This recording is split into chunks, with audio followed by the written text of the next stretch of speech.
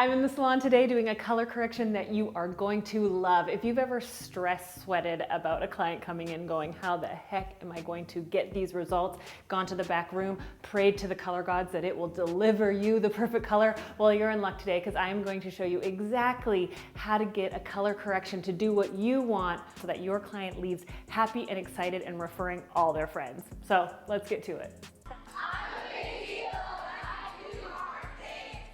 Hey friend, Dawn Bradley here. Welcome to my YouTube channel. I'm so glad that you're here. You are in the right place if you've stressed over a client's hair, feared telling them their prices, or not sure what to do, or is it going to even turn out? That's what I'm here to give you time-saving, money-making, stress-reducing tips and tricks. So welcome and enjoy. Make sure you hit that like and subscribe, and let's get right to it.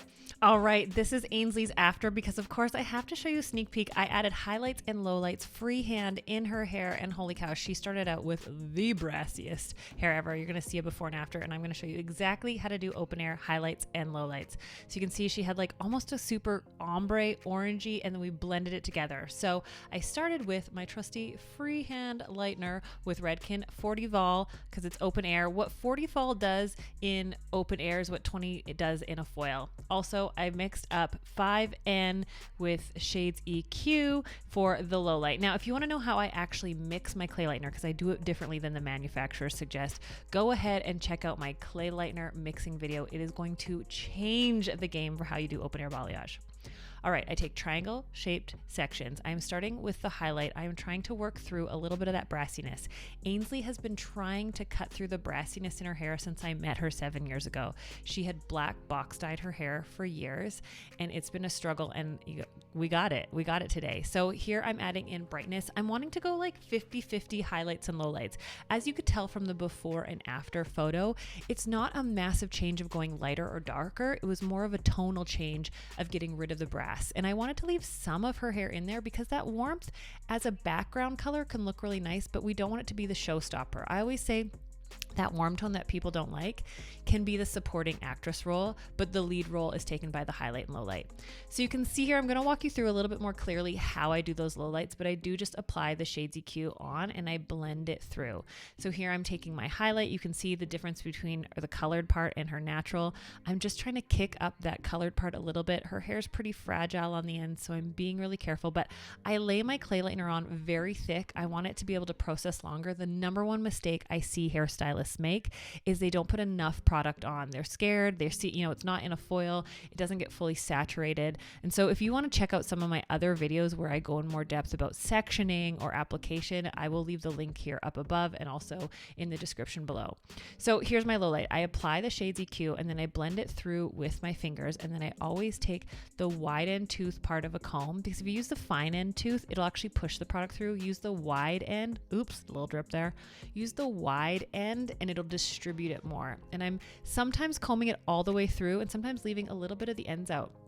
Now, my trick with this is don't go more than 2 shades darker than their natural, because if I want to leave the ends out a little bit on that low light, I want to make sure that it's not going to look splotchy, and that's where smoothing with my finger and using the comb is going to help create that effect of graduation. Obviously, you're not going to get the full graduated color with putting a low light in like I can with the blend of the clay lightener, but it gives the illusion, the same illusion. So here I am going through, getting that brass out with the darker color, 5N in shades EQ, which is really great because it has a cool base, using the wide tooth comb part to comb it through, make sure it's fully saturated.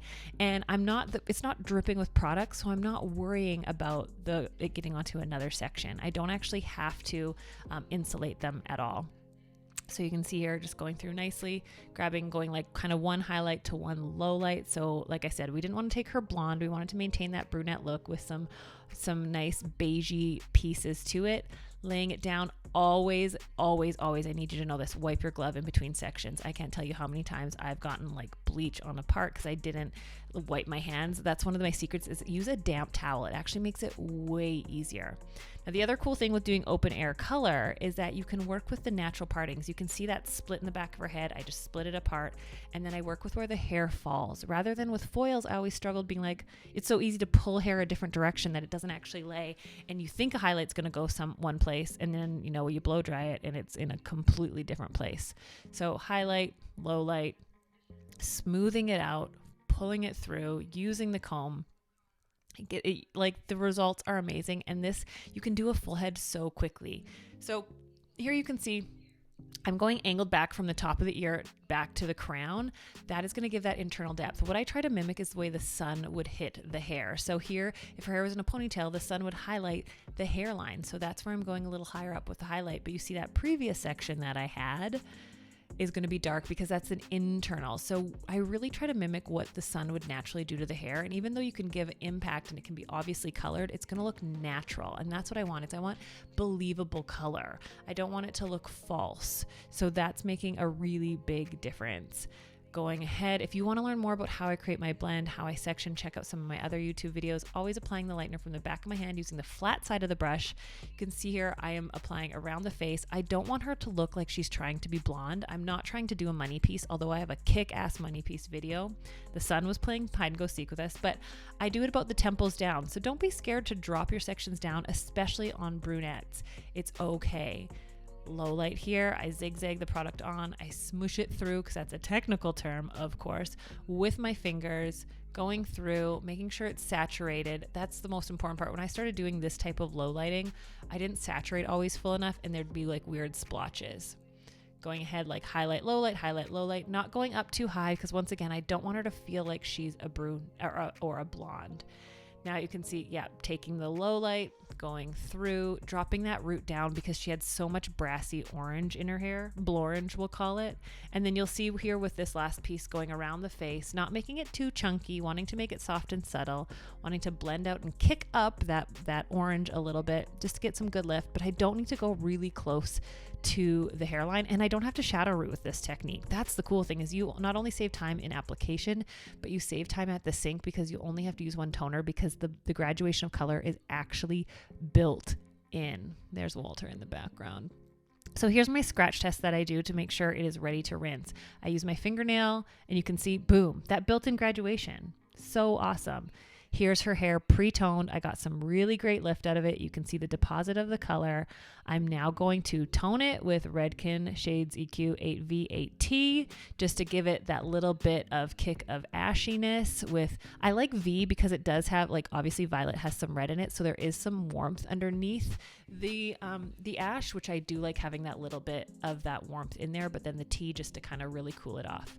I'm a huge fan of flash toning. I know this is going to ruffle feathers and people will fight me on this. I like flash toning. I've always flash toned. It's my thing. What is flash toning? I don't leave the toner on for 20 minutes. And I know, like, manufacturers will hate me for that. Hairstylists will say that it's wrong and terrible and it doesn't last. My client's hair has always lasted and it's been fine. I give her a really good scalp massage because, oh my gosh, I'm falling asleep just as I watch this. Who doesn't love a good scalp massage? It's the best, right? Get the scalp massage, relax her, have her enjoy the experience. That's the really big part that I think we forget about sometimes, is people are not just paying us for the hair, they're paying us for the experience that they get. And if you can go above and beyond in some way, I used to have a candy buffet at the salon. It made a huge difference. I can't wait. There you go. Look at that. You can see where the highlights and lowlights are. You can see it's more creamier, a better result. She's happy. I'm making her feel awkward. Look at that brightness on the ends. She still looks like a brunette. It looks flowy. Oh my gosh. I'm so happy with it. She's stoked about it. Like 7 years in the making to get that black box dye out, to actually have the patience. You have to kind of sometimes go through those blorangey stages to get to where you want to go. Ainsley's happy. I'm stoked. It looks beautiful. She has beautiful, believable, lived-in hair that we're super happy with. So I hope you enjoyed this quick little tutorial. If you want to know more, I'm going to leave some videos here that I think you're really going to like. Go ahead and make sure you subscribe. I have new videos coming for you each and every Monday that are going to save you time, money, and stress for both you and your client. So thanks so much for being here, friend. Let me know in the comments below what you think. And are you a flash toner? I'm super curious.